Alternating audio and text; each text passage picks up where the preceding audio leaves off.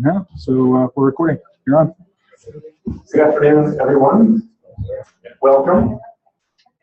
You have, if you're expecting to be at formation when you least expect it, you're in the right place. If you're hoping for something else, you can, make your choice accordingly. I am Scott Gunn, and I work at a ministry called Forward Movement, which is familiar to many people who are part of the Episcopal Church, but may not be familiar to other people. So just in case it isn't, Forward Movement is a ministry that's been around for around 80 years, and our focus is on helping Christians, just ordinary Christians, live their lives sort of the other 167 hours a week when we're not in church. So we don't publish liturgical stuff or really much for clergy or worship, but a lot of stuff about how to live the Christian life. And we do traditionally books and booklets and so forth, but more recently websites and digital resources and all kinds of things. And our mission is to inspire disciples and empower evangelists. So that's our shtick. So in that context, and I'm mentioning all this because it's relevant to this talk, I spend about half my time, a little over half my time, traveling around, mostly the Episcopal Church, sometimes others, and I get to talk to a lot of folks and see a lot of what's going on across the church and a lot of what needs are there. And before that, I was parish priest in Rhode Island. And before that, I worked in technology doing geekery. So if at any point while I'm talking, you have a question, or if I say something that's just flat out wrong, which is possible, yes. Move your mic up a little bit. Yep, move my mic up. If I say something that is wrong or requires clarification, please do not hesitate to interrupt me. If I don't see you, just shout or jump up and down or pound on the table or whatever it takes. And Chris is going to do the same thing for the folks who are watching on the webinar. They might have comments or questions as well. My plan is not to talk the whole time. I've got some examples of formation when you least expect it. It is not an exhaustive list. I hope it will prime the pump and you'll leave here with some ideas for whatever your context is to try out. And I hope maybe that today you also have some ideas to share with us so that we can learn from each other. Fair enough? Yeah. So let me, yes. Question there. Oh, yeah. Do you have a slide show or something that we can follow along on our computers? I mean, it's It's going to be on the board. It is going to be on here, and really it's mostly just goofy pictures. Okay. And these folks have it, so it'll get uploaded, it'll be available on the Pinterest board. But like I said, it'll trigger your hopefully happy memories of having been here, but it's mostly goofy pictures. So let me ask you this before I sort of start prattling on for a few minutes. Those of you who decided to come here, would anyone care to say why you decided to come to this or what you were hoping for? Resources to do it better. Resources to do formation or education better. Yep. Okay. Yeah, electronic communication, information that would take us to reach a wider group of people. Great. So digital or electronic information that would help us reach a wider audience, help us reach more people. Yep. Anything else? Formation goes beyond the classroom. Formation beyond the classroom. Yes. That's actually a great segue to my first goofy picture. This is, I just kind of Googled, Sunday school classroom, and I was looking for kind of the quintessential old school retro Sunday school classroom, and this actually fantastically represents it. This happens to be from a United Church of Christ from back in the day, and they've all got their hymnals out because they're getting ready to sing a hymn at the beginning of Sunday school. I love that. So this model of Christian education, Christian formation is still alive and well. Lots of churches have lots of classes. Lots of people go to class and they love it, and that is fantastic. And that is great. And I hope it continues. And I hope people still keep coming to class and loving it. And I hope churches still keep offering classes.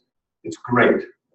However, it doesn't work for a whole lot of people. People are busy and can't make the commitment. people can't make us sustain. They're not going to be at church every week for your 8-part series on Deuteronomy or whatever it is. So we need alternative models to this, because this is still thriving, but it's not going to last. If this is all we're offering, and for a lot of churches, it is all we're offering. If this is all we have, we're going to miss a whole lot of people. Not to mention the fact that there are some people who are just intimidated by the idea of coming and sitting to a Bible study. If you've been to a Bible study or you've been around the church a lot, it's no big deal. But if this is a new thing for you, if you're a new Christian or you haven't been around church very much, or you're not a person who's been to classes, or you're just not that kind of a learner, then the idea, if all that's offered is come to the Thursday evening whatever class, lots of people will just choose door number 2, which is often leads straight to the exit. So we need some alternatives. So the one I'm going to start with is the most well-known, I think, of all of the formation when you least expect it examples that I have, and that is Lent Madness. How many people here have heard of Lent Madness? So quite a few, but not everyone. So I'm just going to give you the short version, and the URL's up there at the top, www.lentmadness.org. This was created by a priest in Massachusetts, Father Tim Skink, who's the rector of St. John the Evangelist Church in Hingham, Mass. And it was created, we used to every once a month, Tim and I, when I was a parish priest in Rhode Island, we were friends. We used to get together and have coffee once a month, meet halfway between our churches, and just kind of talk about how it was going. And one of the things we always talk about every month is what we were going to work on our blogs. And one year before Lent, he said, I have this idea for a thing called Lent Madness. And I said, oh, that's cool. I have an idea. I'm going to do a different George Herbert poem every day on my blog. He had a better idea. Lent Madness was created because he loves sports. And the beginning of Lent is often in this between time when football season is over, if you're a football fan. Baseball hasn't started yet. And if Lent is already depressing as it is for some people, he thought we need something here. So the idea of Lent Madness is pretty straightforward. It's to take 32 saints and match them up against each other in a bracket, kind of like the March Madness basketball bracket. So every day of Lent, people come to the Lent Madness website and they vote for which saint should advance, should go on and make it out of the round of the 32, the saintly 16, the elite 8, the faithful 4, the championship, and eventually possibly earn the coveted golden halo. Now the thing about Lent Madness, which is brilliant, is it's great fun. It's irreverent. People have a lot of fun with it. But also, people learn a tremendous amount about the saints. And what we learn is not just facts, not just that St. Francis of Assisi really probably didn't say, preach, always use words if you must, or whatever. We learn not just stuff about Martin Luther or Thomas Cranmer, not just facts, but you learn an even more important thing as you look at the lives of lots of men and women throughout time, throughout history, throughout cultures, throughout nations, is you learn and begin to perhaps internalize the idea that God's love can work extraordinary things in ordinary lives, and that all the saints were imperfect, screwed up people, not so different from us. And perhaps that's inspiring so that we can let Christ's light burn brightly in our own lives. So by the end of Lent Madness, even though it's been very silly and there's been lots of voting and so forth throughout Lent and lots of silliness, by the end of it, the people who take part every year, it's about 100,000 people a year, end up not just knowing some facts about the 32 saints who were in the bracket this year, but also a deeper sense of God's love for all people and for us. So it's a pretty extraordinary thing. And it's not what you'd expect for formation. If you go have a look at the website, and we can talk about it more in the talking part of this if you want, but if you go have a look at the website, you can kind of see from here, like with the saint with the sunglasses and stuff, it's all very silly and irreverent. And yet, a lot of Christian formation happens. So if you haven't checked it out yet, check it out. So let me give you another example. This is my only other liturgical season example, so don't worry, it's not going to be an endless parade of these. But I do have just one more. 50 Days of Fabulous was created by one of the, Lent Madness, there are celebrity bloggers who write about the saints, and they're called celebrity bloggers. And one of the celebrity bloggers who's here at eFormation is Lori Brock. And she said, we spend all this time during Lent, and we reach this high point, and we choose a saint, and then we come along to Easter, which is our most glorious season of the year, and we don't have a thing for that. So we need a thing for that. And I said, you're right, we do. So what's it going to be? And she came up with this idea of 50 Days of Fabulous, which is 50 days, the number 50, 50days.org. And 50 Days of Fabulous is not so much formation in the teaching facts, but it's a very simple idea that every day for the 50 days of Easter, a different person writes an essay, just some inspiring something or other on what resurrection, what new life, what Jesus looks like in their lives. What does it mean to be an Easter person?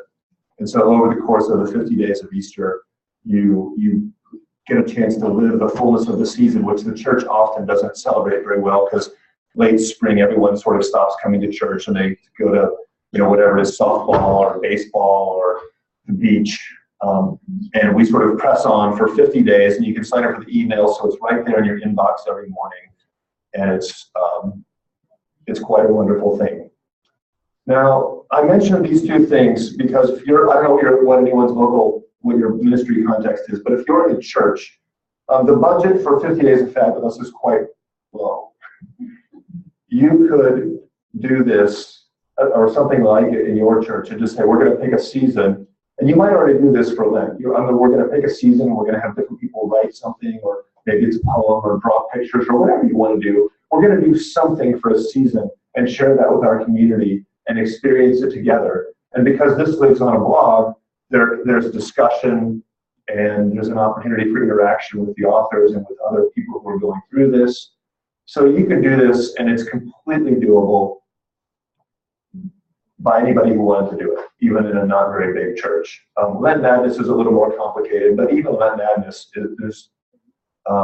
it's not like it has a bazillion-dollar budget. It's not that complicated to do something like this. Let me just pause there for a second and see if anybody has any observations, questions, comments, disagreements. Yes, in the back. Scott, I'm wondering, with regard to the bracket for Lent Madness, Yes. how is the bracket established? Is it just a draw? Or? Yeah. So how is the bracket established for Lent Madness is the question. So we look for 32 saints, and in the NCAA, in the March Madness bracket, it's all based on seeds, and you put the number 1 and the number 64, you sort of seed it all out. Ours isn't like that at all. It's more based on kind of mixing it up a little bit, and then we look for some fun matchups. So a couple years ago, we had Martin Luther versus Martin Luther King. We've had John Wesley versus Charles Wesley. Let the sibling rivalry come to life. We had Augustine versus Monica, his mother. And last year we had one of my favorite ones was there is actually a St. Elmo. Not just a movie, but there's actually a real St. Elmo. And we had St. Elmo versus St. Barnabas, who's Elmo versus Barney.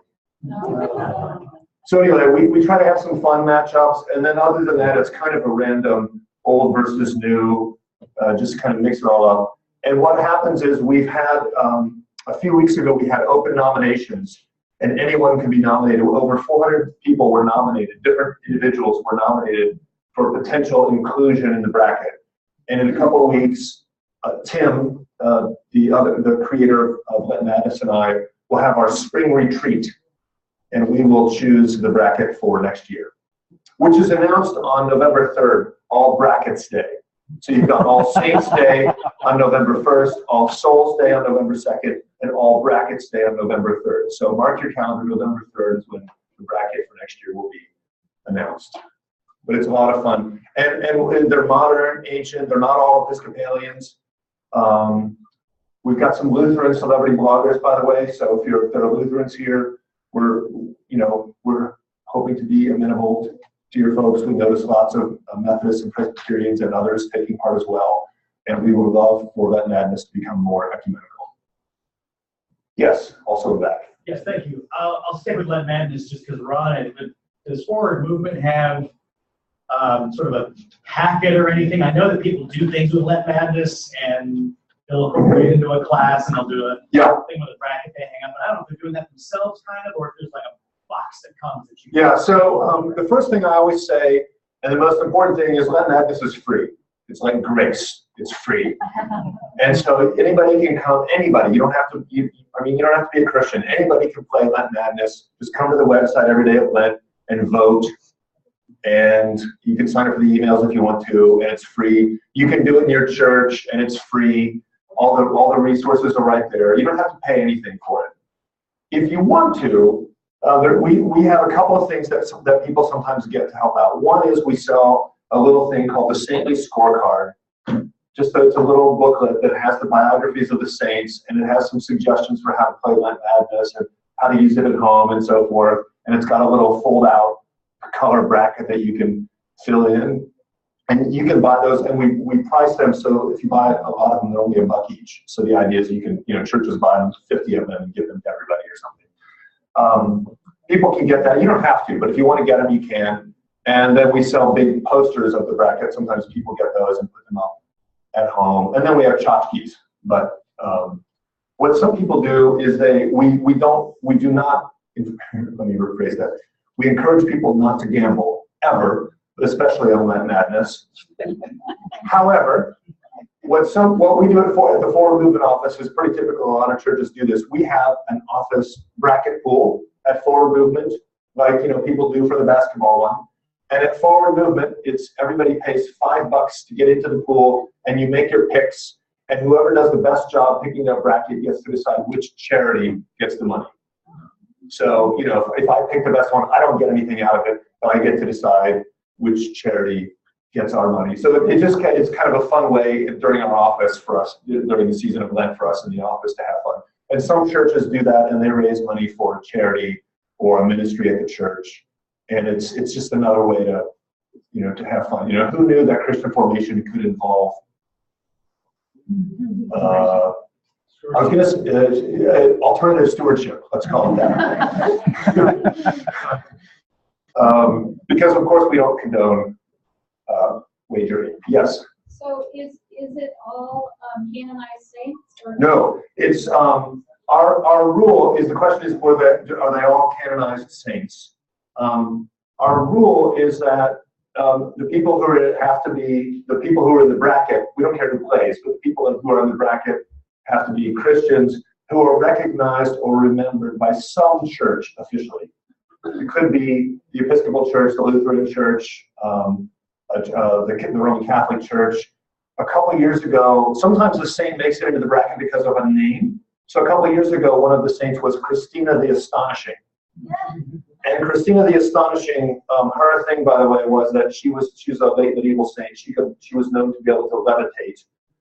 And she's a Belgian Catholic saint. So she's commemorated by the Catholic Church in Belgium, which was good enough for us. And like I said, mostly she made it in because of her fantastic name. So all the people who are in, but some of them are modern. Francis Perkins, who is remembered in the Episcopal Church's calendar, was the first secretary, was a lay leader, an Episcopalian, and the first woman to, I think, hold cabinet level office. She was Franklin Roosevelt's Secretary of Labor, but she's recognized in our calendar of commemorations. So we've had some more recent people as well, and Martin Luther King, Dietrich Bonhoeffer, others. So I want to keep going a little bit, but we can come back and talk about Lent Madness. So those are ideas of online things where you can sort of draw people in. They don't involve a class because there's no gathering. Although some churches do a Lent Madness class of some kind or another, but it's not required at all. Sometimes what we need to do in our formation is think about the marketing or what's going to create some buzz. So when I was a rector, I worked with a very gifted priest, Reverend Melody Show, who her formation was in her purview, and we decided we wanted to, during Lent, have a class on Christian doctrine. We thought people needed to just some old-fashioned Christian doctrine. Well, guess what? If you advertised a class and said, hey, guess what? We're going to have a class on doctrine, nobody would come to it. So we offered this, Heretics in Good Company. And it was a class on Christian heresy. So we did a 5-week class during Lent. Every week we did one ancient heresy and one modern heresy.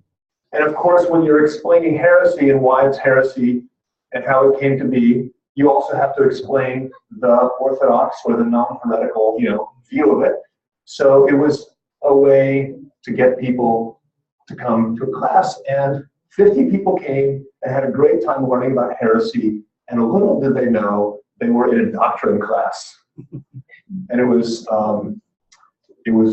great fun. So sometimes that was a traditional class on Sunday morning, but the thing that was maybe unexpected was the spin or how do you market it? And sometimes you just have to think about, what are you going to call this thing that you're offering? Or here's another example of a thing that you might do a gathering at church, or you could do on social media. There are actually, Kerygma, the publisher of Bible study curricula, has a wonderful class on Handel's Messiah, which you could buy and use. They've got a Lent, I think it's 4 weeks for Advent or 5 or 6 weeks for Lent, or you could just roll your own class. But Handel's Messiah, of course, some people don't realize this, but guess what? It's the scriptural story of our salvation. And you could actually do a whole Bible study on the arc of salvation and offer it as a class on Handel's Messiah. And you could have a music person come and talk about the music, and you could play recordings, or if you're musical folks, you could sing bits of it or play bits of it.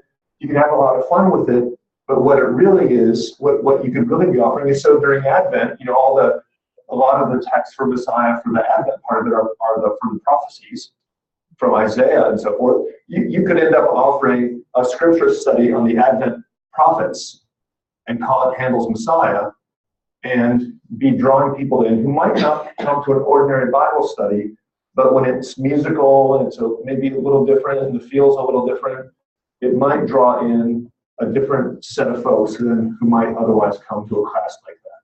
And like I said, that was not my idea. You could just do your own class and look at the text and make your own thing and decide how to do it. Or you can go and Kerygma has, if you just Google Kerygma Handel's Messiah, it'll be the first thing that comes up. And it's not very expensive, and you can just run your own class that way. So here's, changing gears again, here's another thing, and some of this stuff's kind of obvious, but still maybe it bears repeating, is you can do a fair amount if you have a worship leaflet. So people show up for church early, they're like making chit chat or whatever they do, maybe during a moment in the service that doesn't interest them so much. As a priest, I hope not during the sermon, but I'm also a realist. You might have text in there, so it might be, we used to at the beginning of each season put a full page thing. I thought about bringing examples here, but I realized they would all be denominational in particular. And I wanted everyone here to be able to imagine what this would look like in your context. So I didn't bring you concrete examples, but I hope it helps. So what we used to do is at the beginning of each liturgical season, like the beginning of the Advent or the beginning of the season after Epiphany or the Easter season, we would do kind of a one-page thing. So we had, I don't know, our leaflet was maybe 8 pages long or something. And inside the front cover, we would have a thing that explained, here's what Advent is. Here's what we're doing. This is why we call it Advent. This is what's different about Advent. Here's what we hope you might get out of it. Just some kind of formation stuff. That way, the sermon doesn't have to be this didactic thing. You don't have to do a long announcement. The people who are going to be interested in this most are probably the people who come to church. And so they're going to be there and they can kind of read it. And it's just kind of right there. That's one way to do it, is you can have those longer notes. But you can also, off to the side, do something like, if you're a church, I'm trying to think of a good example. So we Episcopalians have a prayer, the prayer of the day or the collect of the day. Some of those prayers are pretty old, like over 1,000 years old.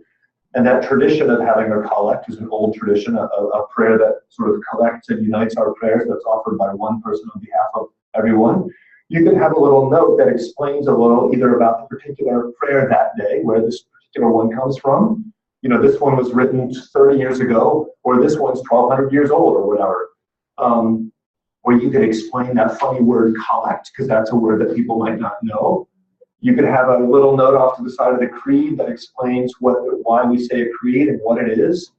You could have a little note that explains, you know, why does the minister stand like this sometimes? That's not a way that we ordinarily, in American culture, we don't normally walk around like this. So what's going on when we stand like this?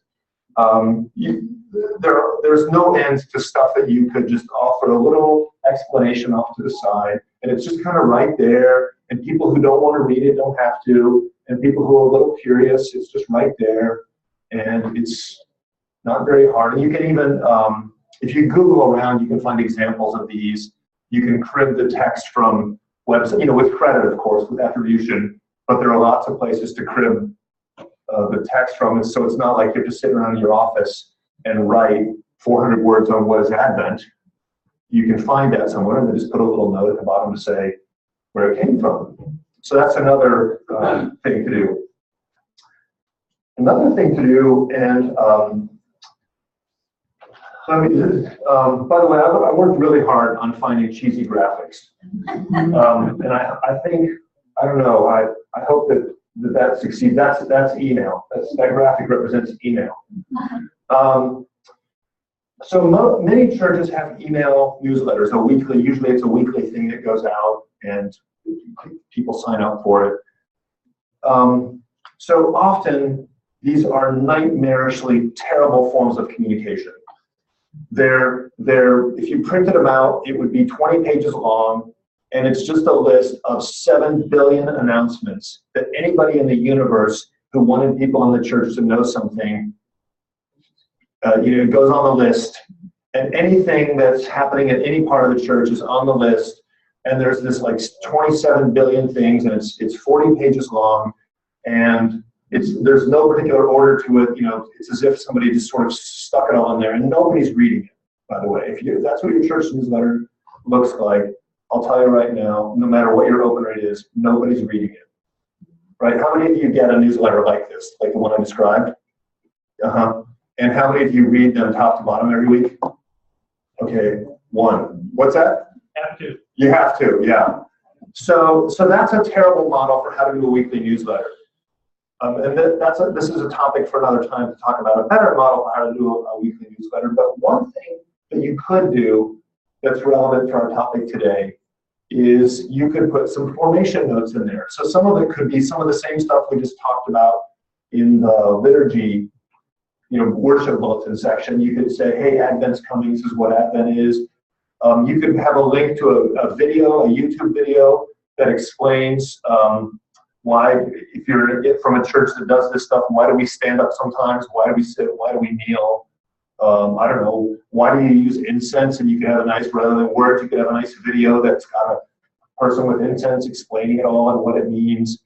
You can have a video of the anthem that the choir is going to sing this Sunday, either that you sang, that your choir recorded, or that you got somewhere that says, hey, this Sunday we're going to hear a anthem that was written by Henry Purcell. It's really cool, blah, blah, blah, whatever. You can put stuff in there that if somebody actually reads it, they'll learn stuff and possibly grow as Christians. And what I learned when I was a rector is if we spend enough time to make our weekly email newsletter good, and we usually had one formation-ish thing every week, and that was the second thing from the top, or third thing from the top, and quite a few people actually, once they got the idea that, oh, I'm going to get something there, if I click whatever this link is, whatever they picked out for me this week, there's a reasonably good chance if I click that, it's going to be something that I'll be glad I clicked through. Eventually people figure out that the email newsletter is worth opening, and I can learn stuff, and it's not just a thing that I delete as soon as I get it. I'm going to say one more thing, and then I'm going to pause for comments or questions. Very similar to the email newsletter is church social media. Again, a topic for another workshop here at eFormation or another time. But let me just say this, a lot of church Facebook pages that I've seen, you can tell me if this sounds like, if you've ever seen this church Facebook page. If you look at the Facebook page, it has stuff like this. This is the last week to make your pledge. Hurry up and make your pledge. The grass looks terrible. Somebody needs to volunteer to come mow the grass.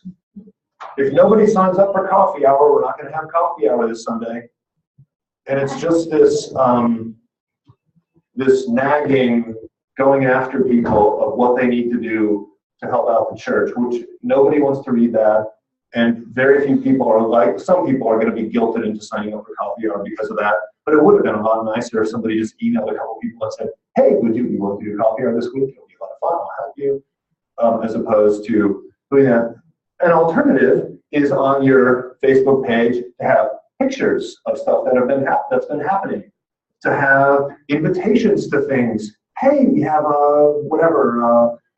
baptism of a new family this week. I hope everyone can stay afterwards for the party and greet the family. It's going to be great fun. We're going to be outside and an ice cream truck is coming or whatever it is.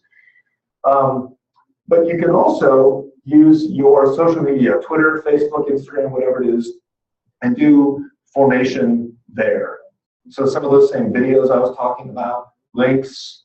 I, as a priest, sometimes somebody would ask me a question, in church on Sunday, sometimes it was a little kid, sometimes it was a grown-up, would say, hey, I've been wondering, why do we do that thing? Or what's that thing over, there's a candle over there all the time. What's going on with that candle? And then, you just put that on Facebook. Hey, somebody recently asked, what's this candle? Put a picture of it. Here's what that is. And you can actually get people interested in learning stuff on social media. I'm going to stop there again and see if anybody has comments, questions, ideas, reactions, disagreements. Yes. Hi. So we use Constant Contact for Yes. our newsletter, and we don't send it out weekly.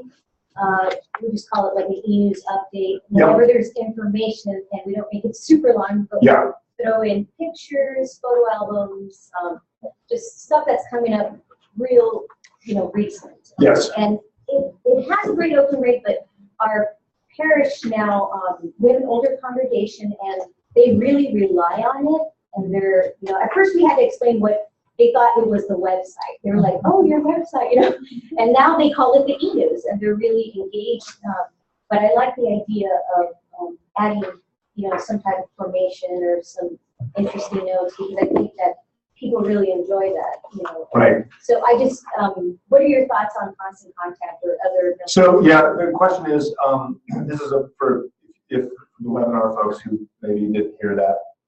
It's a woman who has an occasional newsletter using Constant Contact that comes out when there's something particular to say, information to share, and using Constant Contact or one of those email tools, MailChimp or whatever it is, there's a billion of them out there, is great because it gives you a nice environment to create a professional looking newsletter, and you can monitor things like see how many people open it, and people are able, who don't want it anymore, can unsubscribe easily, and so that's good for people, and it offers a lot of benefits. So I think, and most of those services have nonprofit rates, free. Some of them are even free, particularly if you're a smaller church.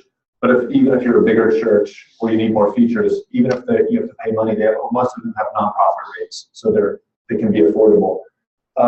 So I think using a service like that is good for email. It helps. It also has built-in social media sharing hooks that you can use, and they'll automatically archive, so you get a permanent link. You can stick it on your website so that somebody can go look and see last month's newsletter. That's all great. I think if doing it occasionally works for you, that's fantastic. Great. A lot of people would say that having something appear on a regular thing, so it's every Thursday afternoon or Wednesday morning or Friday afternoon, that people grow accustomed to that and learn to expect it. But its context is everything. So just because that's true somewhere else doesn't mean it would be true for you. And I think it sounds like what you're doing is working. What I would say though with email or social media or anything is constantly be, as Padre Alberto just told us, don't be afraid to try stuff. So we should constantly be mixing it up and changing it so that it doesn't get stale. And maybe the way we're doing it, maybe the way you're doing it is the very best way possible, but maybe you try something else and see if that works. And if it bombs, it's no big deal. It's not like you had to order a truckload of stone tablets. You just go back to the way that was working pretty well. Okay, I got a webinar. Yeah, and Chris says in St. Luke's in Durham, they're doing a great job with this. They have hashtag Instagram catechesis, where they have taken an Instagram photo of chasubles or something like that. Oh, awesome. What is this? And then in the description, they explain what it all is. That's So awesome. it's a quick way to get people to learn. That's a perfect idea. So it's kind of fun and it's informative and it gets people kind of like contests. That's one of the reasons that Lent Madness works is people like the idea of, what is this thing? And when I was a diocesan communications person in Rhode Island, I used to put a picture of a feature from the church. So that we had an Anglo-Catholic church, and I took a picture of the holy water stoup inside the entrance, and I said, does anybody know what this is and where it's from? And then I had a prize for whoever could name, oh, this is for holy water, and it's from St. Stephen's. And I would try to pick a variety of things, so they weren't all like weird Anglo-Catholic things, but they were, it might be a bell in a tower, or I would always try to find something that might be peculiar to a church or that others might be interested in. And people liked it because it was a contest. They always wanted to know who won. Yes. Yeah. Could you talk a little bit about resources for parents of younger children or teenagers, some too, but also kids? So the resources for parents of younger children.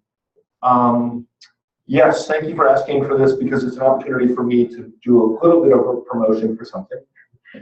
We have started very recently, it's been in pilot mode, and by I say we, I mean Forward Movement is helping another person who's here at eFormation, Nuria Love Parrish, who's an Episcopal priest from Michigan.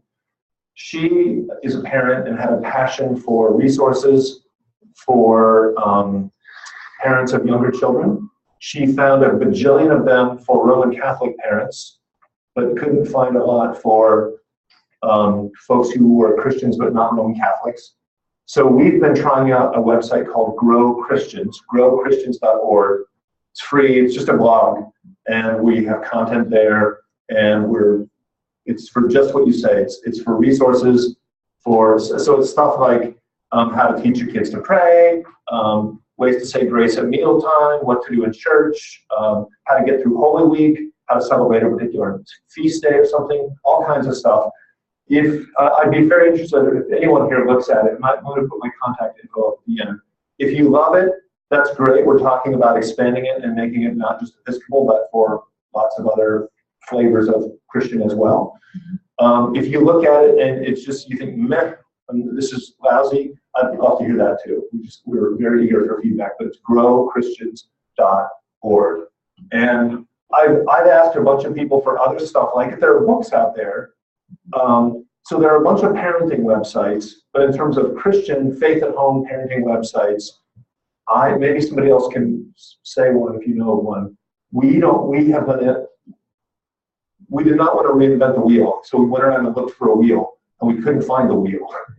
So that's why we set up Grow Christians. If somebody else is doing it, I'd actually love to know about it. But check it out. Anything else while we're paused here? Wasn't there a site, this might be dating myself, but it was called Go So Grow? Go So Grow. I don't know. It sounds intriguing. It's a good name. It had all kinds of resources on it for families to utilize. It sounds cool. Somebody who's here can Google it or see if it's still a thing. But it's a cool name, Go So Grow. So speaking of just now, I've just got a couple more ideas to share here. One of them is, again, another person is here at eFormation. Chris Yaw has started Church Next, which is an ecumenical offering. They're video classes that you can use, that you can sign up for, and people can do either individually or your church can fund the resource so that it's available for members of your church, and you can take classes on your own at home. And there are things like how to forgive people, how to become a Christian, how to read the book of Mark, all kinds of churchy stuff, but then also some stuff that's more that people might not come to a class and they might be embarrassed to ask their pastor about. So things like how to deal with sexual addiction or substance abuse. He's got classes on that so that somebody can sign up and take the class on all kinds of topics, kind of traditional churchy ones, and then other life skill ones like how to practice forgiveness or how to manage money or whatever. They're also set up now so that you can use them if you have a Sunday morning or Wednesday evening or whatever it is class time. You can play the video and then have a group discussion for the people in the room. So you can either kind of do the individual, people do it on their own time at home approach, or you can do the we all get together and we're using the video as a starting point for our discussion. So check out Church Next. Chris is here. Chris Yaw. I'm not sure if he has a table in the exhibit room or not, but Yeah. he does. So go find Chris's table, and that may be something to check out. You can totally use Chris's stuff, and it's fantastic. There's also there's lots of Drek on YouTube. Most of it's garbage, but there's also lots of good stuff just floating around. You could kind of roll your own classes. If Church Next isn't free, if you want to kind of roll your own thing, you could do that. But then you have to spend more time working to do it. Whereas Church Next has it all figured out. So that's worth something. Forward movement. We have through one of our efforts, we've done a lot of research on spiritual growth and catalysts for spiritual growth. And the most important catalyst for spiritual growth, the thing that gets people moving and growing more than anything else at all stages of spiritual growth, is getting people reading the Bible. And it really doesn't matter how you get them to read it, where they start, what the trick is, but if you can get somebody to read their Bible, just doing that on its own will help form them as a more deeply committed follower of Jesus. We actually have, not only is this anecdotally true, I know from my time as a parish priest, but we have actual research data that shows this is true. So formation when you least expect it, you expect to be formed in some sense when you open the Bible, but there are lots of ways to get people to read the Bible. You don't have to do the kind of boring old conventional Bible class. I talk to people sometimes, they say, I tried to read the Bible once and I gave up. Oh, well, how'd you do that? Well, I started in Genesis and I made it through. And sometimes people don't even make it to the end of Genesis. I mean, seriously, once you get past like chapter 15, chapter 18, it's like even Genesis kind of bogs down. But if they get going, very far in there, it starts to get a little. If you don't have any help to kind of get you through it, it's a little rough. And I say, well, okay, that's fine. How about trying another way? You could read the Gospel of Mark in less than an hour. You could read the whole story of Jesus in less than an hour. It's awesome. You could, if you want some exciting stuff, start reading at 1 Samuel. It's a great story. It's intriguing. It's better than a Dan Brown novel. It's got murder, betrayal, secret agents, just hidden discoveries, murder, sex. It's all in there. So start reading 1 Samuel. And then once you read 1 Samuel, you're going to be like, well, how you want to read the prequel? After you get to know the characters, you're going to want to know where they came from. So then you want to read the prequel. But so one way to get people to read the Bible is just to invite people into it in a way that works for them. But you can also challenge people. So there's a priest, an Episcopal priest named Mary Zabriskie, who invented something called the Bible Challenge. And you can Google. If you Google Bible Challenge, it actually won't come up. If you Google like Church Bible Challenge, I think it'll come up. Center for Biblical Studies is the name of the organization. You can Google that. It's right up there, Center for Biblical Studies. He has a bunch of stuff on his website. It's all free. You don't have to pay for it. But basically, he had a sense in his own life that he needed to read Scripture. It changed his life. He had a sense that he wanted to get people in his church reading Scripture, And he thought, if I just say we're going to read the Bible, people are going to tune that out. So Merrick and Zabriskie had this idea, I'm going to call it the Bible Challenge, because this is America. We like a challenge. And so he said, this is a Bible challenge, and we're going to read the whole Bible together in a year. And it's a challenge. And the deal is, if you do this, you read 3 chapters of Old Testament, a Psalm, and a chapter of New Testament every day. You get Sundays off, so you come to church and just listen. You get Sundays off, Monday through Saturday. If you do that, 3 chapters of Old Testament, a Psalm, a chapter of New Testament. At the end of the year, you've read the entire Old Testament, every chapter. You've read the Psalms twice, and you've read your way through the entire New Testament and most of the way through the Gospels the second time. And it's just a little approachable, manageable snippet every day. And he found that by kind of making it manageable and calling it a challenge, a lot of people would embrace that challenge, say, I can do that. I'm going to accept the challenge. And he got lots of people reading it. So then he had this idea. He published, Forward Movement published a book called The Bible Challenge, which you can get. You don't have to get it, though, to do the Bible Challenge. And it has every day of the challenge a little essay that's written by somebody around the world. It's kind of a companion book to help you process what you're reading. Some churches who do the Bible Challenge, I have a friend who did it with her church out in California. She wrote a thing every week herself, just a blog every week on kind of what people could expect that week, and what's going to be hard, what's going to be easy, what does this weird thing mean. She wrote a little blog, and so people wanted to do it, and she had to work a little bit to do this, but people wanted to do it because they wanted to hear what their priest had to say, and it was a good way to get people through it, and great success. He's also done these ones, and this is on the Forward Movement table. I'm sorry, I really didn't want this to be like an infomercial. So, but we're just about to publish John, but we've got all the Gospels on a 50-day challenge, because again, what if people wanted something to do during Easter, or just 50 days is a little less than 2 months. And this one has the text of the Gospel and a little reflection every day. And so in about 2 months, you could pass these out, and you could read a whole Gospel together. So Matthew, Mark, and Luke are done, and John's on the way. So those are ways. I mean, that would cost money, but the Bible Challenge as a concept doesn't have to cost anything.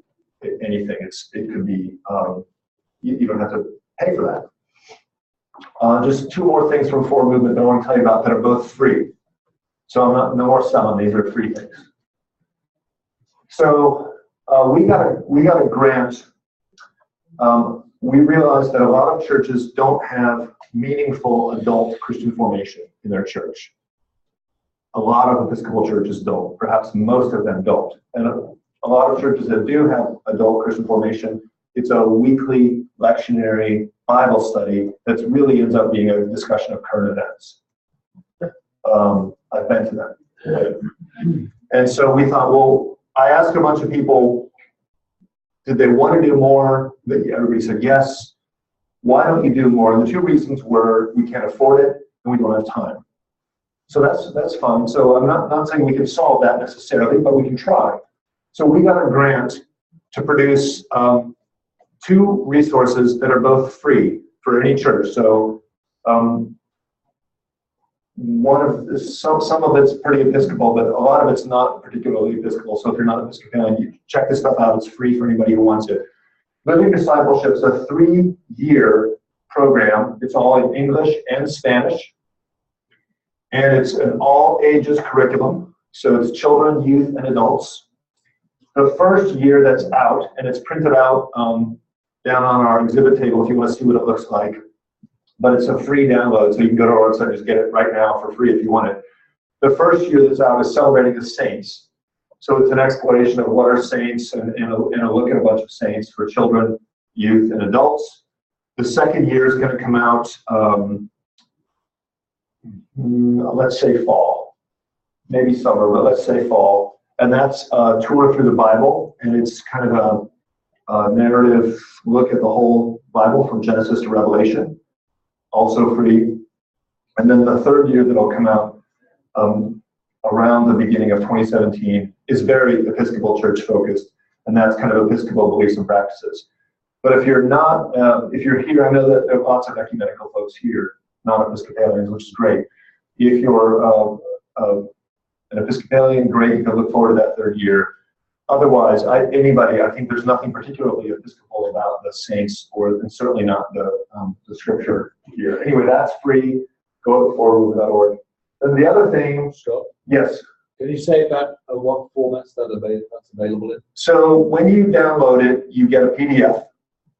And what you'll see on the table downstairs is I think we have the leaders guides and the participant guide as a PDF. And so you can you don't ever have to print it out. If your leaders have iPads or laptops or whatever, you could just teach off the PDF, or you could print it out if you wanted to. And but printing's not necessary. But it's sized, it's 8.5 by 11 and designed to be printed on a color or a black and white printer and look good. And then we also do sell some printed stuff, but it's not necessary to have that. Also, if you're a small Episcopal church, this one I'm sorry to say is only for the Episcopal church, but if you're a small Episcopal church, like less than 50 people on Sunday, and you call us, we'll actually send you the printed stuff for free as well. So the PDF's free for anybody, but part of the grant is making the printed resources available for small Episcopal churches as well. So, sorry, so just to summarize it, this is for people meeting in groups. Yes, sorry. It is for people meeting in groups. Thus, the Saint Year has a booklet that you can either buy the printed one or print it out. That's a family storybook that has stories about the saints, and it's designed so that parents could read these stories to their children at home, or somebody who's a kind of older elementary school reader could read them themselves. They're children's stories of the lives of these saints. And so that's an at-home thing that could happen. But otherwise, it's mostly designed for kind of a church that's looking for a Sunday morning thing. And maybe what they're doing for grown-ups is a lectionary Bible study that isn't.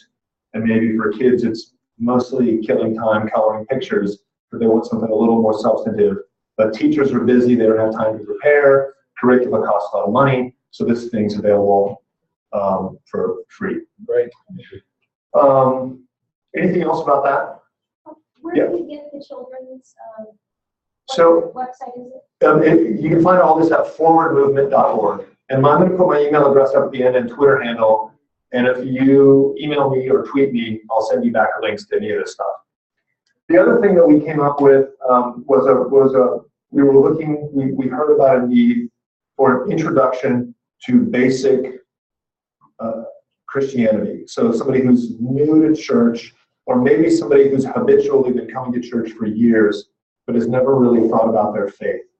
So Transforming Questions is also free. It's a 10-week Christianity 101 class. And the format is questions. And so there are things like, does anything happen when we pray? What happens after we die? Why is there evil in the world? Who is Jesus? Why did he die on the cross?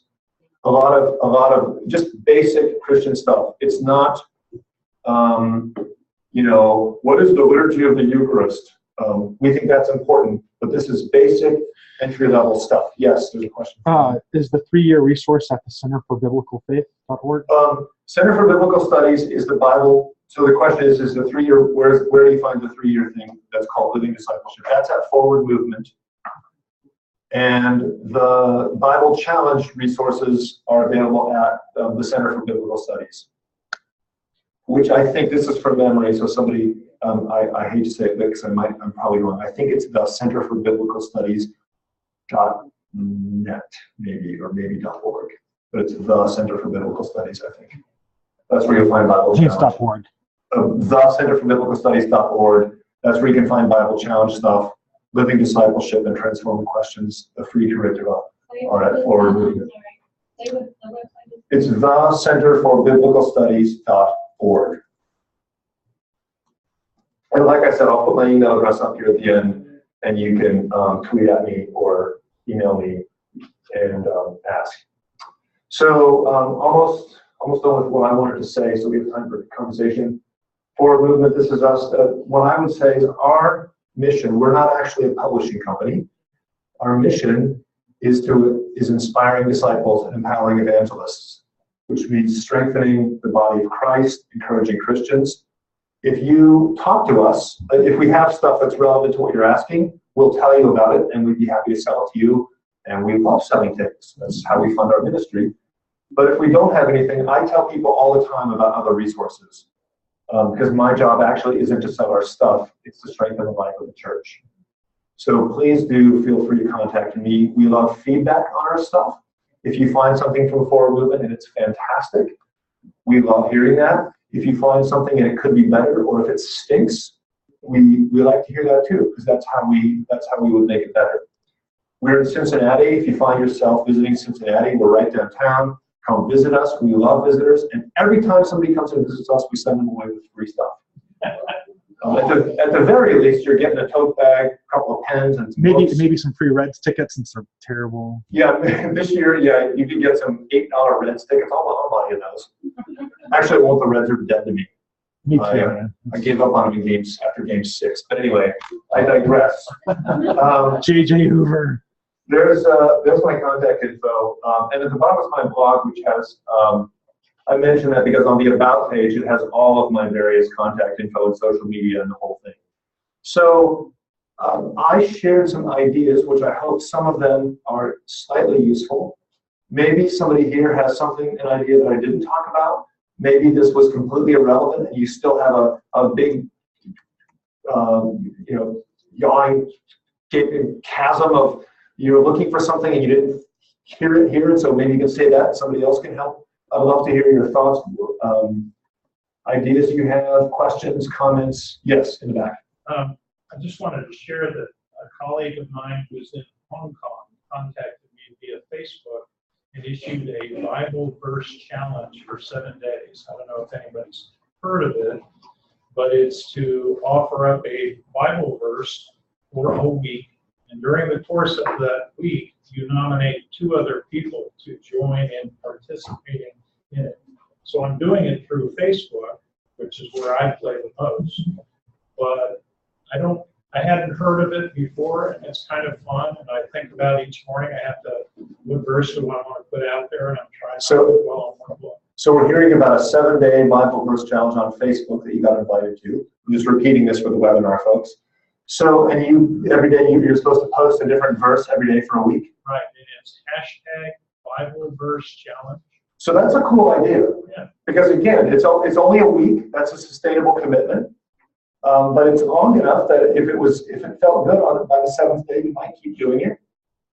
And it's a challenge, so I can do it for 7 days. I can manage that. And then, like a lot of these social media things, you're supposed to invite 2 other people to try it.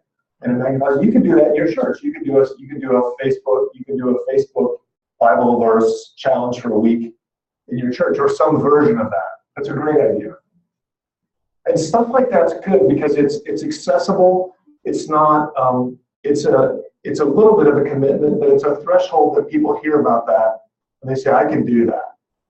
So I'm married to Sharon Pierce, who decided that she wanted to be a marathon runner.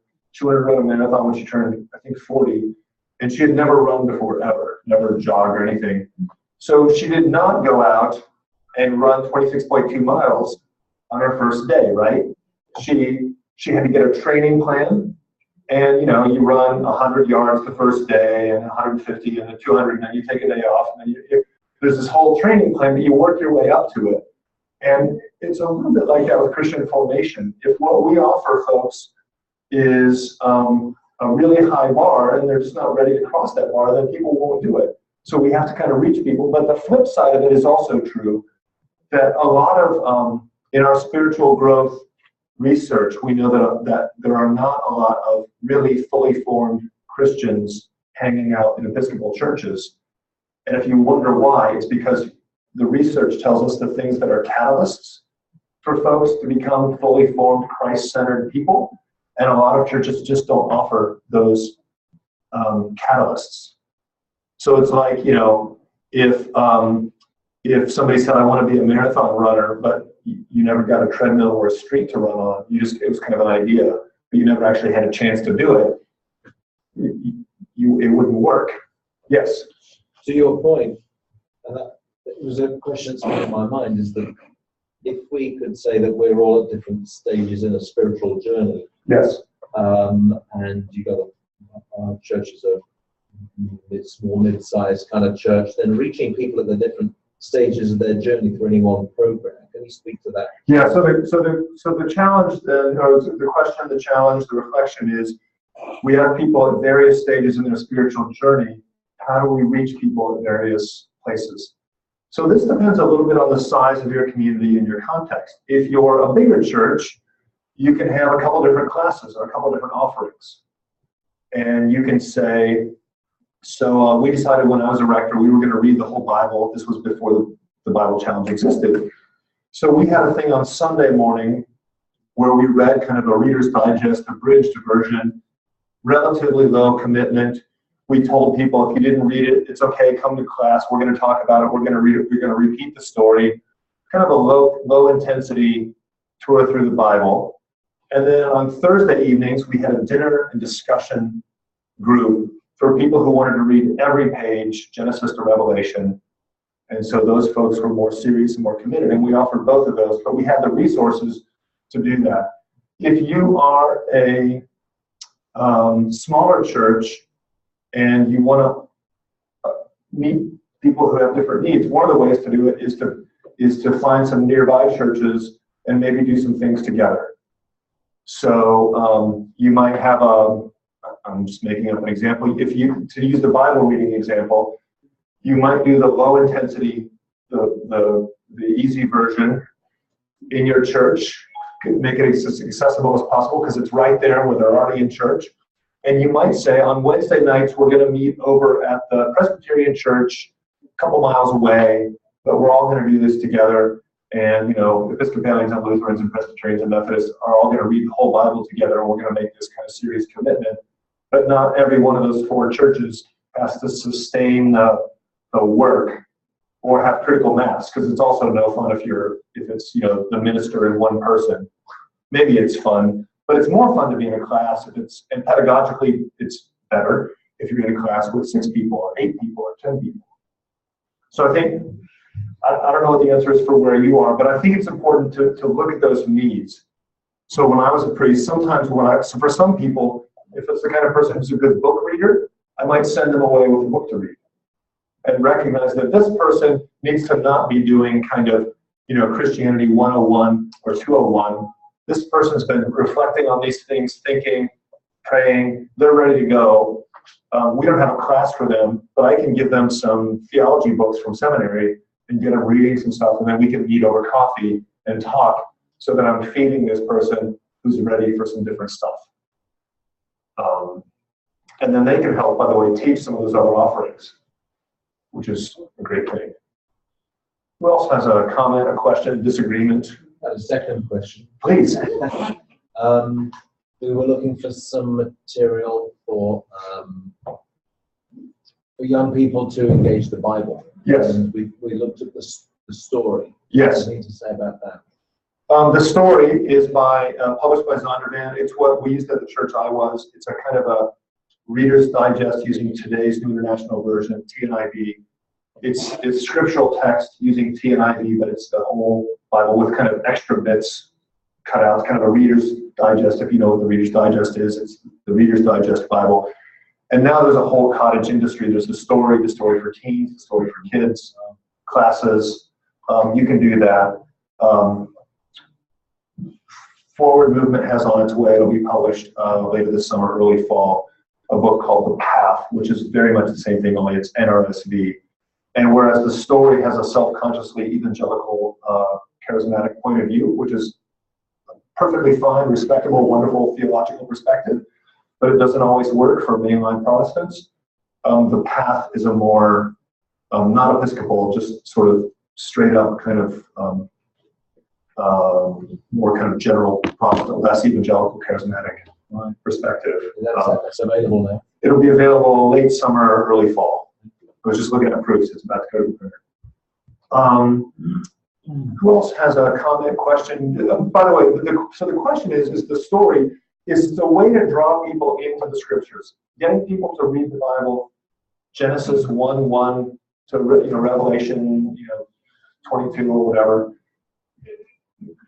A lot of people aren't up for that. But if you give people, and there are other versions around, if you give people favorite Bible stories, the story, selections from the Bible, even a good children's Bible, whatever it is, to get people introduced to the narrative, now I get it. Adam and Eve, Noah, Abraham, Isaac, and Jacob. What was the weather dress for path again? The path will be available from Forward Movement. It's not quite ready yet.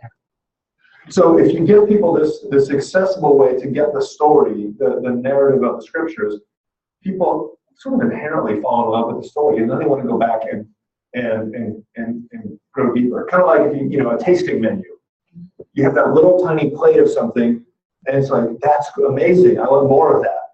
But it's a tiny plate menu, so you don't get more of it. You just have to, if it's Thai food, you have to go back to a Thai restaurant and feast. So you kind of do the same thing with scriptures. Get people intrigued, and they'll want it more.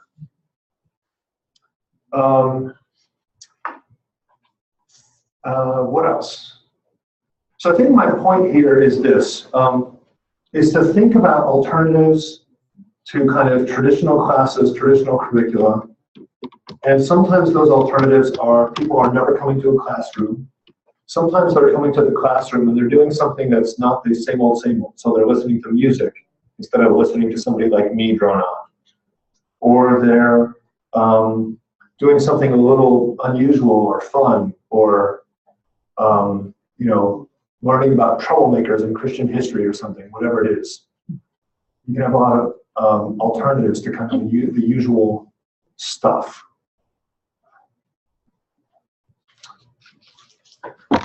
I think we don't need to stay here any longer. People are content. Here's my contact info. Please do email me or tweet at me if you have questions. When there's feedback, please be honest. If this was useful, that's helpful to say. If it wasn't useful, that's helpful to say too. And then we'll make sure that the conference organizers get that sorted for next time.